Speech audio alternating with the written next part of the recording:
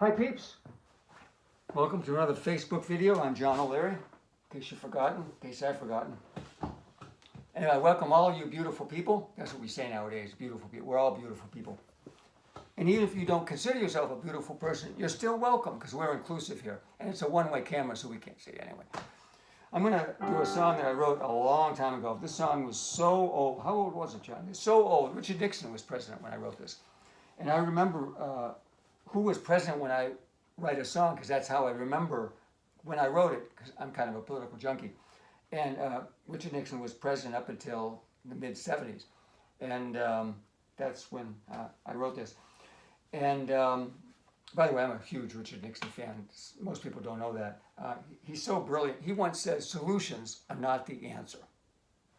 I mean, what kind of mind that guy has. He's so brilliant. I think if you can't appreciate Richard Nixon, you don't know Dick. And the people around him were so really bright. They went on to great things. Richard Cheney was an advisor, and now he became a vice president years later, as you might remember. And he was another, just a brilliant man, and another Dick.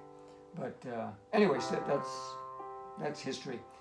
So I wrote this song 45 years ago, and I was probably 10 years old at the time, and I wasn't really. I could write pretty good music, but the me then could write good music, but his lyrics were crap. So I had to rewrite some of this. Plus the fact that he wrote this song about a romantic breakup, and it was kind of a nasty song. He had a lot of hostility issues here. But we've worked through that, so I'm now, kind of the sensitive person I am now. A little passive-aggressive, but pretty sensitive. So I revised some of the lyrics. So it's now, it might not mean that much to me, is the song. But the problem is when I'm revising a song that I started, it's a lot like working with a co-writer. It's the problem I have with a lot of my old songs. I come back to it and I tweak them, I rewrite them. But I don't know if I have the permission of the original person, which is me, 40 or 45 years ago. So it's really tough. I don't have any access to how he thinks. So I can't say, do you like this change, or can you live with this change? Now, I think that's because I don't take the really good drugs anymore. I used to be able to just kind of go and I could just talk to myself and everything would be clear. But now it's not that way anymore. So anyway, I think that he's going to have to live with the changes, and to sweeten the pot, I'm going to give him 50% of the royalties. That's me then, gets 50% of the royalties that I'm going to make from the song now. And even though he wrote 95% of it, because he wrote all the music and most of the words except for the title and a couple of lines that I changed, I think he should be happy, because when I pay him $500 million, that's going to be at $1975, which is a lot of money. See, I thought this through. And I've worked it out with a lot of accountants and lawyers who think I'm off my rocker. But I pay them by the hour, so they're happy to talk to me about it. So after a couple of weeks, I think we kind of worked this thing out. So I hope that the old me, who wrote most of this song, likes it. And as kind of a tribute to him, I'm going to play it sort of the way that he wrote it. He was, a very good piano player and singer, but I'm going to do it the way he did it, as a kind of a tribute to him. That's kind of my way of saying thank you. You say you'll be leaving. I'll say goodbye. Maybe you'd like me to break down and cry. We'll just have to see. I'm sorry, it might not mean that much to me. There was a singer named Orpheus. Some say it's a fact. He went through hell to get his woman back. But darling, it's different here, you see. In this case, it might not mean that much to me.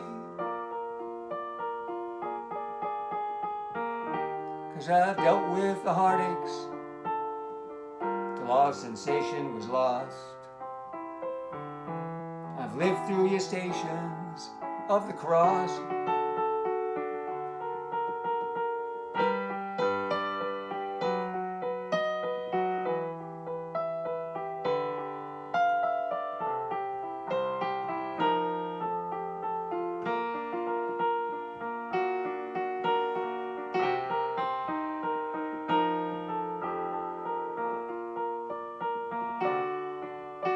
You ask if I'll miss you. I say, I don't know. Am I indecisive? Well, yes and no. But darling, we'll just have to see.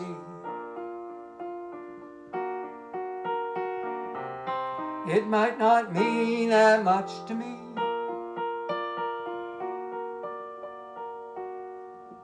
I'm sorry.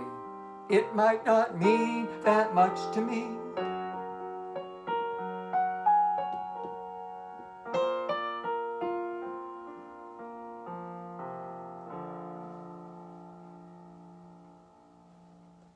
It might not mean that much to me. On the other hand, it might. We'll see. Tune in. I want to say, if you'd like to make a contribution, you know that I prefer tithing, which is just 10% of your annual income for the rest of your life. And I should clarify that that's pre-tax income, please. I prefer that. And if you want to give more, I mean, we all know that the more that you sacrifice, the more spiritual benefits for you. So if you really have to dig in deep and it really hurts and it's a real sacrifice, that's all the more benefit. I'm not talking about for me, but for you. I'm just thinking about you. You get all the benefits that way. So my saying is give till it hurts. But if you can't afford it, that's fine. You can pay by, you can give me a one-time contribution by PayPal, and that's, send it to paypal.me/homesickjohn. paypal.me/homesickjohn, and you could rewind the videotape to get that right. And you can pay me, whatever you want, and even $500, I'd appreciate it. So whatever, it would be great. Also, a quick contest. You may notice I've had 2 albums behind me. These are some of the people that have most influenced me. And if you can correctly identify these 2 albums, you can probably read one of them, but the other one you might not be able to. You're the first one on Facebook to identify them. You win a prize. You get to buy me a beer the next time I'm in your city, in your country, in your continent, because I have an international audience. So, I know some of you, in China, UK, Germany, whatever. But something to look forward to. You can buy me a beer. It'd be great. What a deal. Thank you for listening. Thanks for watching. And during this pandemic, please take good care of yourself and take good care of your plants. These guys always want me to mention that. I have an assortment of plants here, and my Christmas tree is I keep up. It's artificial, but that way I don't have to talk to it. But I put it up at Christmas time, and I take it down as soon as I have an epiphany. It's been 6 months I haven't had one, so it's still here. But anyway, they would appreciate it, and I would appreciate if you take care of your plants. With that, I'll say goodbye, and we'll see you next time.